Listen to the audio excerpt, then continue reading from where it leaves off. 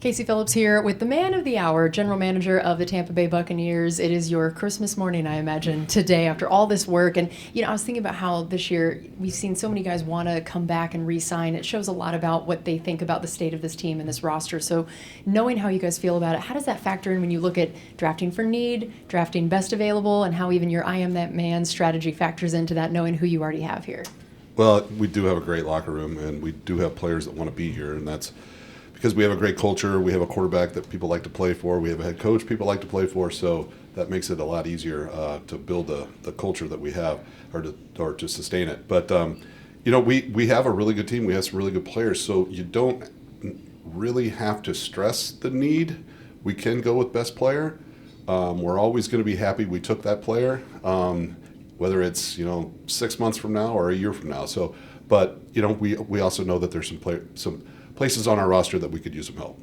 So every year, first round is a little different in terms of, where it's deep or how predictable, quote unquote, people think it's going to be. How does this year feel in those areas, and especially when it comes to you feeling confident that as late in the first round as we are picking, there's going to be someone you're excited about there?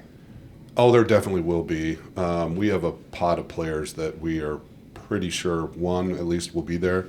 If not, you can always move back. There's going to be players in every round, we think, that we're excited about. So that's what kind of makes this draft fun.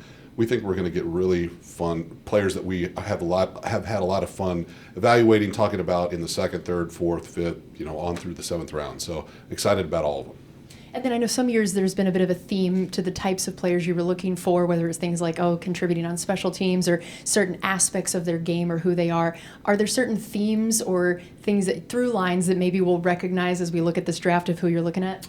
Well, I think it'll be the case also for who we signed as undrafted free agents too. I think we really have to keep in mind that this year with the kickoff rule changing, we are going to be having to cover kicks. So we're going to need guys that will contribute on special teams and do like to do that and will take that serious and have the speed and toughness to do it. And we'll close with this. Where are the areas you feel like this draft is particularly deep, potentially? Well, it's in the trenches. It's very deep. It's a good running back draft. Now, we have a good running back roster, but it's a good running back draft. We're finding that in the later rounds, there's going to be some help at linebacker, and there's help at receiver, and just scattered throughout the whole thing. So it's a pretty evened out draft once you hit the second round, which is good for us. I love it. Well, thanks so much for taking the time with us, and good luck tonight. I appreciate it. Thanks.